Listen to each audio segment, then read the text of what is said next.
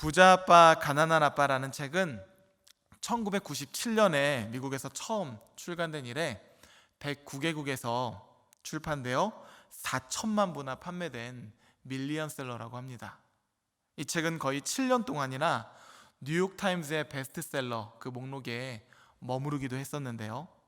당시 우리나라에서도 굉장한 인기를 끌었기 때문에 아마 많은 분들에게 익숙할 법한 제목입니다.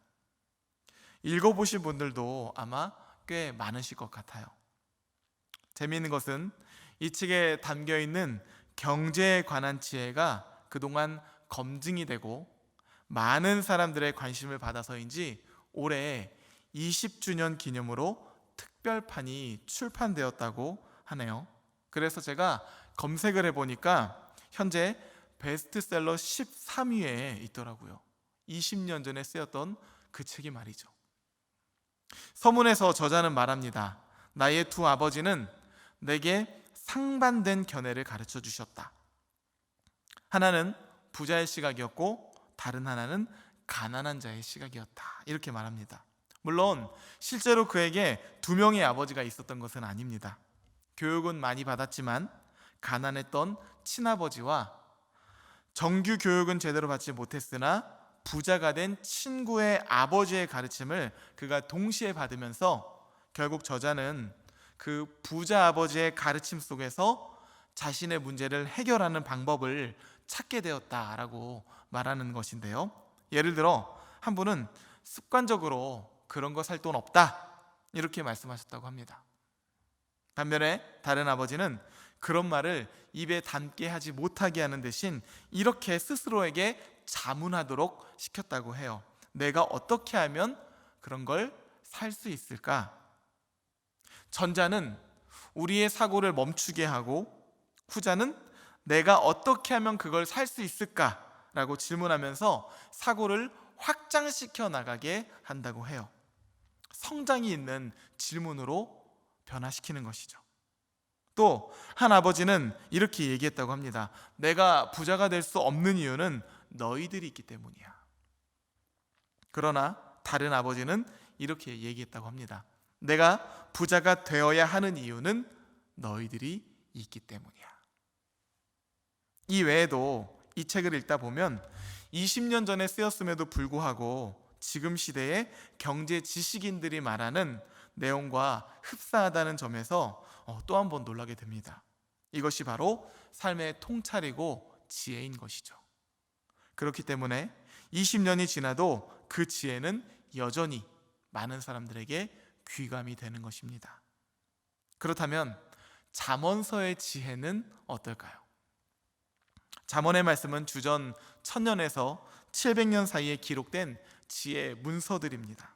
그 지혜가 사장되지 않고 오늘도 우리가 계속해서 이 말씀을 해석하고 묵상한다는 의미에서 잠언은 출판 기념 3020년 특별판이라고도 할 수가 있는데요. 여기에는 지혜자의 대표인 솔로몬, 아굴, 르무엘 등 하나님을 경외함으로 말미암아 특별한 지혜를 부여받은 사람들의 통찰력과 관점이 녹아져 내려 있는 것이죠. 바라기는 부자 아빠도 좋지만 잠언서의 말씀을 통해서 하나님 아빠의 관점과 지혜를 발견하여 권세 있는 자녀의 삶을 살아가시기를 축복합니다. 먼저 오늘 본문 15절 16절 말씀을 보면 내 아들아 만일 내 마음이 지혜로우면 나 곧 내 마음이 즐겁겠고 만일 내 입술이 정직을 말하면 내 속이 유쾌하리라. 하나님 아빠가 지혜자를 통해서 말씀하십니다. 내 아들아. 이것은 유대 사회에서 지혜를 가르치는 스승과 학생 사이의 그 관계성을 엿볼 수 있는 표현이기도 합니다. 친밀함이죠. 친밀한 마음으로 제자에게 말하는 것이에요. 내 아들아, 만일 내 마음이 지혜로우면 내 마음 역시 즐겁겠다. 내 마음의 지혜와 내 마음의 즐거움이 연결되어 있는 것이죠. 또한 이렇게도 말합니다. 내 입술이 정직을 말하면 내 속이 유쾌하리라.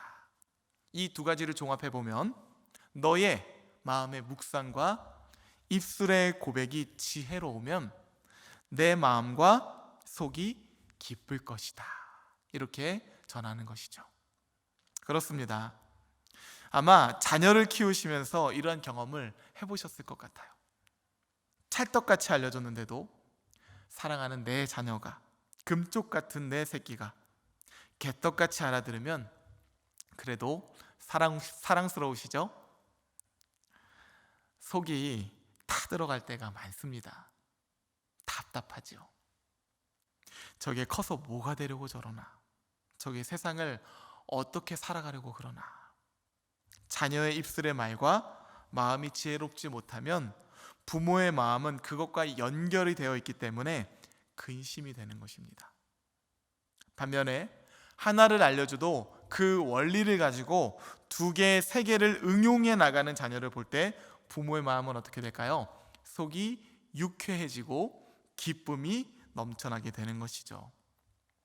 자녀의 발음과 지혜는 부모에게 있어서 즐거움의 원천이 된다는 것입니다. 하나님 아빠의 마음도 이와 같습니다. 십자가의 보혈로 덮으사 우리를 거룩한 자녀로, 권세 있는 자녀로, 지혜자로 삼아주셨는데, 그 길을 활짝 열어주셨는데 스스로 지혜 없는 자가 되어서 우리가 사망의 길로 걸어가게 된다고 한다면 이것을 바라보시는 하나님 아빠의 마음이 얼마나 안타깝겠습니까? 사도 바울은 말하죠. 십자가의 도가 멸망하는 자들에게는 미련한 것이요 구원을 받는 우리에게는 하나님의 능력이라. 여러분은 하나님 아버지의 마음을 기쁘게 하는 자녀입니까? 탄식하게 만들어드리는 자녀입니까? 바라기는 하나님의 속을 유쾌하고 기쁨이 넘치게 하고 즐거움이 넘치게 해드리는 복된 자녀가 되시기를 소망합니다. 계속해서 17절 말씀도 한번 보겠습니다. 내 마음으로 죄인의 형통을 부러워하지 말고 항상 여호와를 경외하라. 혹시 죄인들의 형통을 보시면서 은근히 부러워했던 적 없으십니까? 저는 있었습니다. 노력하지 않고 좋은 점수를 얻으려고 컨닝을 했다가 실제로 좋은 성적을 얻는 사람들을 보면은 마음 가운데서 은근히 나도 저렇게 해야 되나? 라는 그런 부러움도 있었습니다. 남들은 다 오래 기다리면서 줄 서고 있는데 뒤늦게 와서 몰래 새치기해서 쏙 들어가 성공한 사람들, 자기는 뒤끝이 없다고 하면서 하고 싶은 말 성질머리 다 쏟아부으면서 세상 혼자만 속 편하게 살아가는 사람들, 그 외에도 온갖 편법과 불법을 이용해 자신의 입속을 챙겨가려는 사람들, 어쩔 때는 은근히 부럽기도 하더라고요. 그런데 17절 말씀은 우리에게 뭐라고 말씀하고 있습니까? 내 마음으로 죄인의 형통을 부러워하지 말고 항상 여호와를 경외하라. 시편 기자도 이와 비슷한 맥락의 말씀을 우리에게 전한 바가 있습니다. 복 있는 사람은 악인들의 꾀를 따르지 아니하며 죄인들의 길에 서지 아니하며 오만한 자의 자리에 앉지 아니하고 오직 여호와의 율법을 즐거워하여 그의 율법을 주야로 묵상하는도다. 그렇습니다. 악인의 형통을 부러워하거나 거기에 마음을 쓰지 말라고 하시는 말씀은 여호와 경외 신앙, 거기에 근거를 두고 있는 것이죠. 여호와를 항상 두려워하는 사람은 죄인들의 번성을 부러워하지 않는다는 것입니다. 그것이 허상인 줄 알기 때문에. 생각해보면 부정한 방법으로 노력하지 않고서도 한두 번쯤 자신이 원하는 결과를 이룰 수는 있을 것입니다. 하지만 매 순간 삶을 그러한 방식으로 살아가게 된다면 그의 인생은 어떻게 될까요? 한번 상상해 보십시오. 또한 이러한 삶은 하나님께서 기뻐하시지도 않고 속이 답답하고 안타까워 여기며 탄식하게 만들어 드릴 것입니다. 그리고 이웃들도 그를 기뻐하지 않겠죠. 새치기는 또 어떤가요? 그것도 한두 번이지. 어느 날 임자 한번 제대로 만나서 호되게 혼날 날이 분명히 있을 것입니다. 이 외에도 각종 편법과 불법을 행하며 자기의 이속을 챙기려는 사람들, 그들의 끝은 축복일까요? 멸망일까요? 제가 예전에 안타까운 기사를 하나 보았던 적이 있었습니다. 한 소방서에 관련된 기사였는데요. 우리나라 소방관들이 얼마나 수고가 많습니까? 그런데 안타깝게도 한 소방서에서는 이러한 일이 있었다고 합니다. 출퇴근을 할 때 자신의 이름으로 등록된 카드를 사용하는 시스템인데요. 늦게까지 일을 하고 야근을 하면 수당이 더 발생하게 되는 것이죠. 처음에는 한두 사람이 이 시스템을 악용하기 시작했다고 합니다. 야근을 하지 않아도 서로 부탁을 해서 카드를 찍어주는 그런 방법으로 불법 수당을 챙겼다는 것이죠. 금액까지는 잘 생각이 나지 않지만 많다면 많고 적다면 적은 몇백만 원의 금액이었습니다. 죄는 전염성이 있지요. 은근히 그들이 이렇게 돈을 벌고 형통해가는 모습이 부러웠나 봅니다. 이러한 루틴이 동료들에게도 퍼지게 되고 결국 나중에 감사에 다 걸려서 이것이 불법으로 취한 돈 다 물어내고 그들이 결국에는 중징계를 받게 되었다라는 기사를 보게 되었는데요. 제가 이걸 보면서 정말 안타깝다. 참 소탐하려다가 대실했구나. 고작 몇백만 원 때문에, 한두 푼 때문에 자신의 직업에 문제가 생기고 중징계를 받으면서 얼마나 후회를 했겠습니까? 처음에 몇 번 성공했을 때에는 달콤했겠죠. 그리고 이러한 비밀이 영원하게 유지될 거라 생각했을 것입니다. 하지만 그들의 끝은 후회로 얼룩진 어리석은 선택이 되어버렸다라는 것이죠. 악인의 형통도 이와 같습니다. 은밀하고 달콤하고 희열이 있는 것 같은 인생처럼 보이지만 존국은 어두운 데로 쫓겨나서 이를 갈며 슬피 우는 비참한 인생이 될 것이다 라고 성경은 우리에게 말씀하고 있는 것이죠. 그렇게 여호와를 항상 두려워하는 사람은 죄인들의 번성을 부러워하지 않는다는 것입니다. 그 근거가 무엇일까요?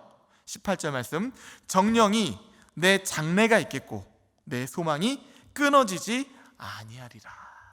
그렇습니다. 눈앞에 보이는 현상을 바라보는 것이 아니라 그 너머에서 일하고 계시는 하나님을 바라보고 있기 때문이에요.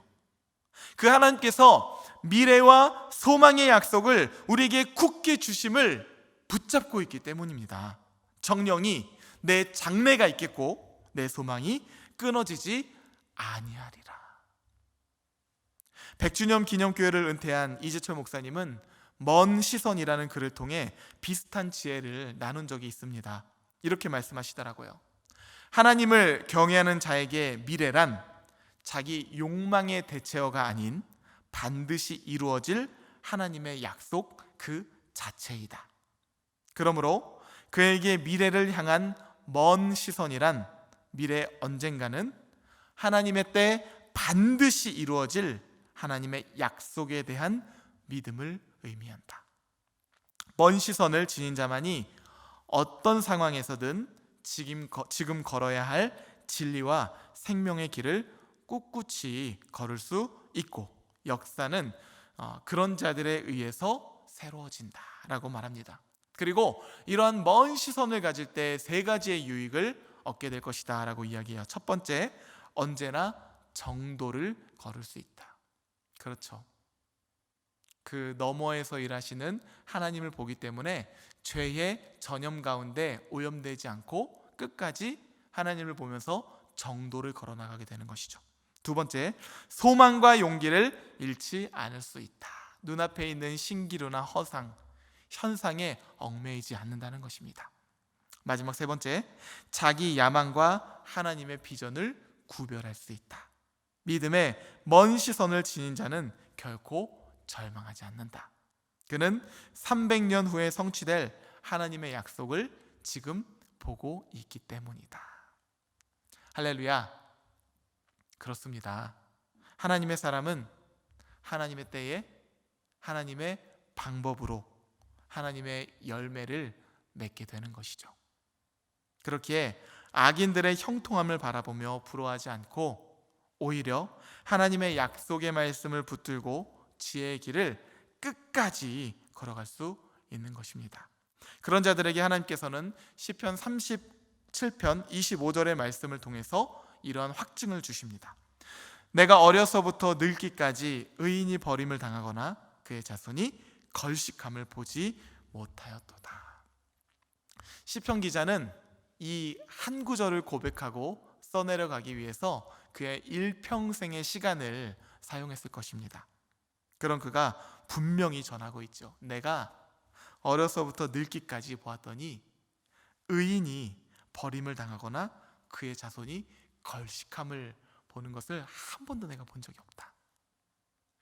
사랑하는 한사랑교회 성도 여러분, 때로는 악인들이 득세하고 형통한 것이라 여겨질 때도 있을 것입니다. 하지만 그러한 허상에 속지 마시고 오늘 우리에게 주시는 이 말씀에 힘입어 지혜의 길로, 하나님의 마음을 기쁘게 해드리는 자녀의 길로 끝까지 걸어가시기를 소망합니다.